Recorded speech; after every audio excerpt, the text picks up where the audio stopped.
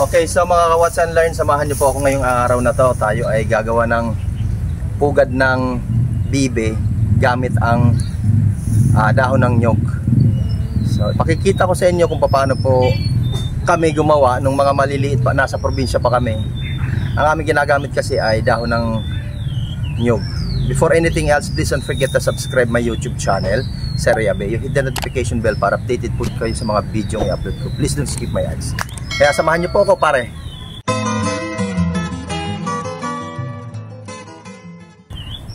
Mga ka-Watch and Learn, kukuha tayo ng dahon ng nyog. Tara, tara.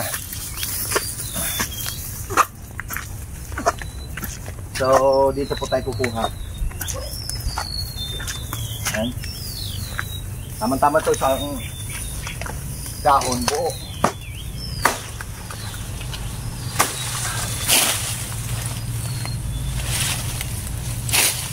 So, ito po ang ating gagamitin. Watch and Learn. So,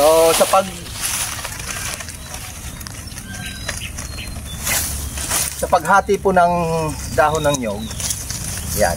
Ang technique po rito, hahawakan mo po yung pinakatalbos. Saka mo siya hihilahin pabuka. Tama mo? Para hindi ka mahirapan kung paano mo siya hahatiin. Nako. Hindi na bigla.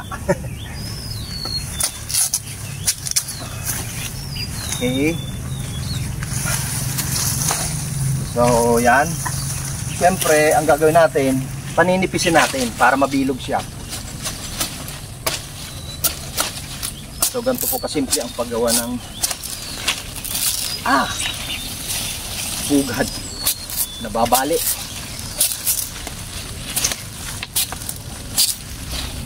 Dahil mura pa siya, nababali.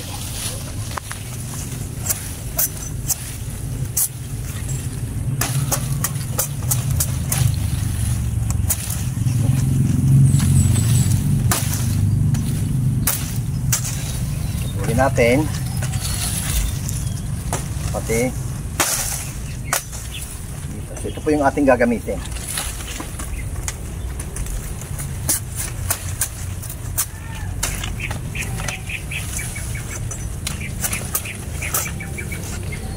Ilalala po natin siya para po hindi malaglag ang mga itlog.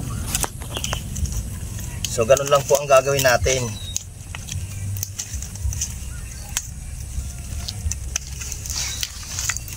Tapos tapakan.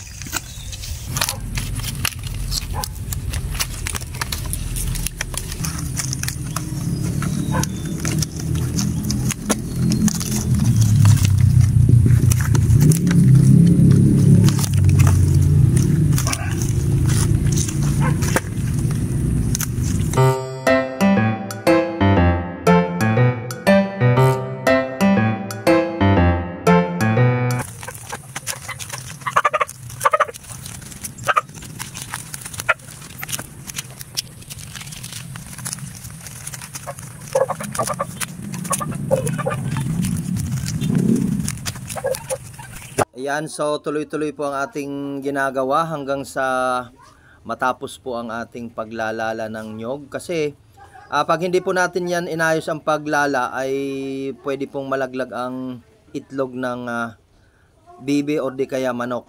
Kaya kailangan po atin pong ayusin ang paglala. Ilalak po natin ang pinakadulo para hindi kumalas. So ganyan po ang paglalak ng dulo niyan. Pati po sa kabila. Ayan yan, pati po sa kabila. Kailangan po i-lock natin yan hangga't maaari, kasi pwede pong kumalas ang ating pugad pag hindi po natin nilagyan siya ng lock or yung finishing touches. Ayan. Watch and Learn, mga kaibigan. So ayan po, nakatapos na po tayo. Kaya ang gagawin po natin ay bibilugin natin.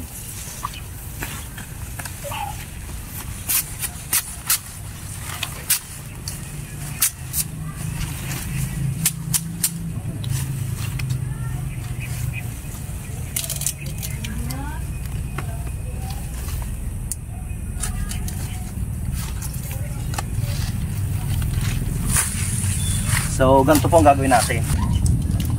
So ayan, bibilugin lang po natin.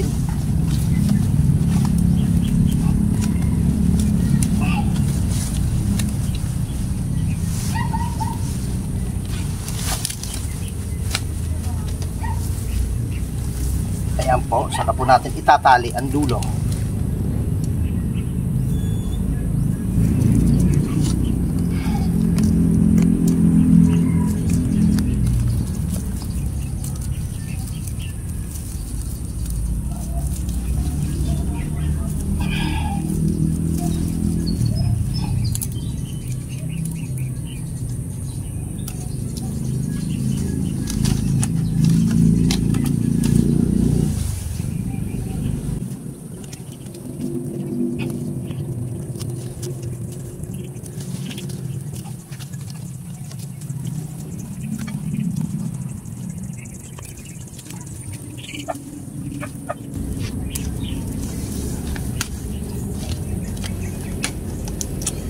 Ayan na. Then ang ilikod nito ay ganito natin.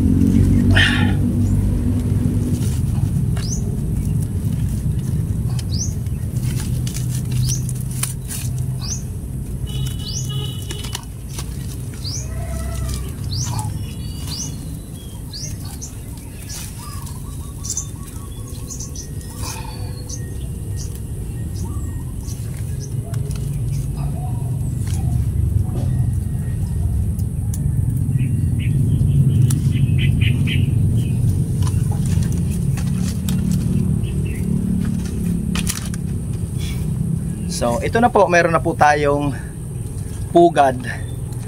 Pwede po itong pugad ng manok, pugad ng bibe.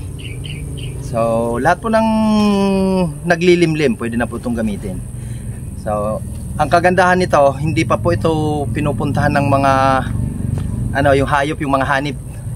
Kasi ang pagkakalam ko, ang hanip kasi ayaw sa amoy ng nyog.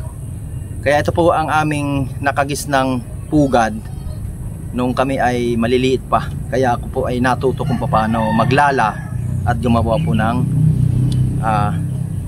gantong klase ng pugad. Yan po, ganyan lang po kasimple.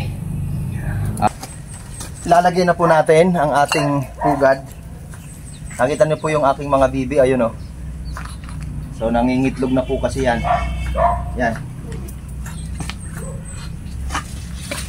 So dito po natin ilalagay.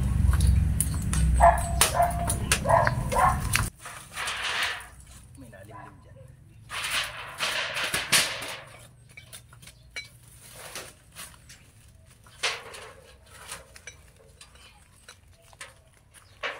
Ayan, inihanap lang po natin siya ng magandang pwesto para maayos at hindi po siya na gagalaw at naabala, kasi ayaw din ng mga bibe na siya po ay nabubulabog. Kaya siguraduhin lang po natin na maayos ang ating pagkakalagay para hindi po masayang ang ating pagpapaitlog at hindi po masira ang mga itlog ng ating inahing bibe. So ganyan lang po siya kasimple, mga ka-watch and learn. Okay, so lagyan na po natin ng kaunting dayami. Paghahanda po. Yan. So nag-uulan po kasi ngayon. Need po natin siya lagyan ng protection para hindi po siya mabasa. So lagyan po natin siya ng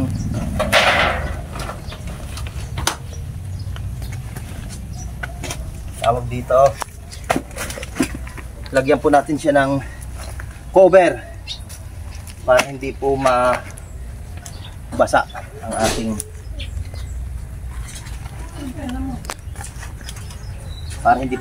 ang ating ginagawang pugad. So ayan, mapapunan nyo po kahit ganyan po ang itsura niyan. Papasukin po yan ng mga nangingitlog na bibe.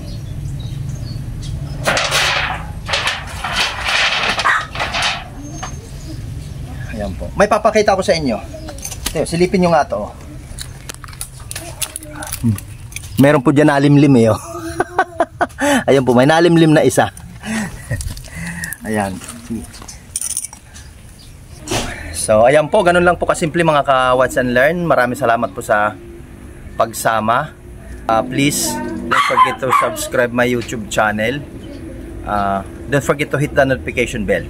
Sa mga sa mga kumpare ko. Kay parang Marvin, yan po ang aking videographer ngayon. Kay parang Renjo Yape, kay Sarinomel Farm Vlog. Sa mga bago kong subscriber, maraming salamat po sa pagsama.